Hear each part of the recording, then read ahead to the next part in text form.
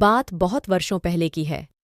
एक गांव में एक टिंकू चिड़िया अपने परिवार के साथ एक घोंसले में रहती थी। उसके परिवार में माता-पिता और 5 भाई थे। वह चिड़िया अपने सभी भाइयों बहनों में छोटी थी। टिंकू चिड़िया के पंख सुनहरे और मुलायम थे। वह एक अलग ही तरह की चिद्दिया थी। उसकी माँ सभी बच्चों में से सबसे अधिक उससे ही प्यार करती थी। माँ ने उसको अच्छे संस्कार भी दिए थे। माँ के द्वारा वह घंटाघर की ताल पर चहकना सीख चुकी थी। उनके घोंसले वाले पेड़ के पास एक घंटाघर था और पास में एक बुढ़िया का घर भी था। वह बुढ़िया उस चिड़िया के परिवार को बहुत अच्छा रखती थी। रोज उनके लिए खाना रखने आती थी। टिंकू चिड़िया का परिवार उस बुढ़िया के द्वारा दिए जाने वाले भोजन पर ही निर्भर था। टिंकू चिड़िया का परिवार यह समझने लगा था कि बुढ़िया ही हमें हमेशा उनको भोजन खिलाती रहेगी। लेकिन कुछ दिनों के बाद उस बुढ़िया की तबीयत ठीक नहीं रहने। वह अब घर के बाहर नहीं आ सकती थी। उसके परिवार के अन्य सदस्य टिंकू चिड़िया और उसके परिवार के लिए भोजन नहीं लाते थे। कुछ ही दिन बाद उस बुढ़िया की मौत हो गई। अब टिंकू चिड़िया और उसके परिवार की भूखे रहने की नौबत आ गई थी। टिंकू चिड़िया ने उसके पिता से कहा, मुझे खाना चाहिए, बहुत भूख लगी है। तब उसकी बात सुनकर उसके पिता ने कीड़ों का शिकार करने का फैसला लिया। उसके पिता शिकार करने के लिए जाते हैं।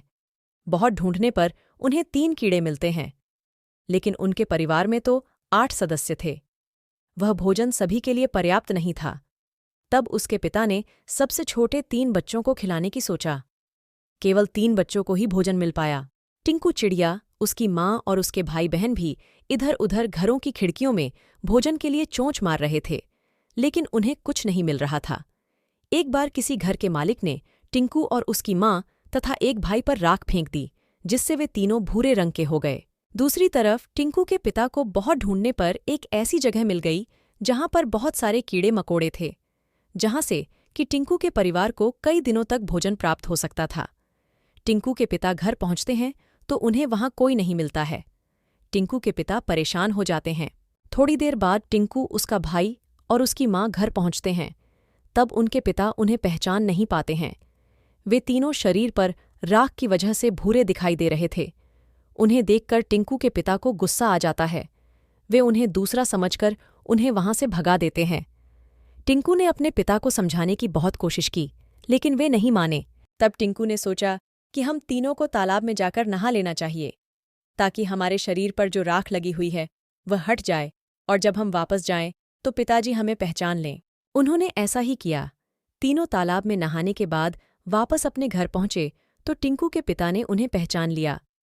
टिंकू चिद्दिया के पिता ने अपनी पत्नी और बच्चों से माफ़ी मांगी और उन्हें भोजन दिया और सभी साथ में खुशी से रहने लगे। अब इस कहानी से हमें यह सीखने को मिलता है कि संसार में चाहे कोई भी हमारा कितना भी सगा क्यों न हो, हमें उस पर निर्भर नहीं रहना चाहिए।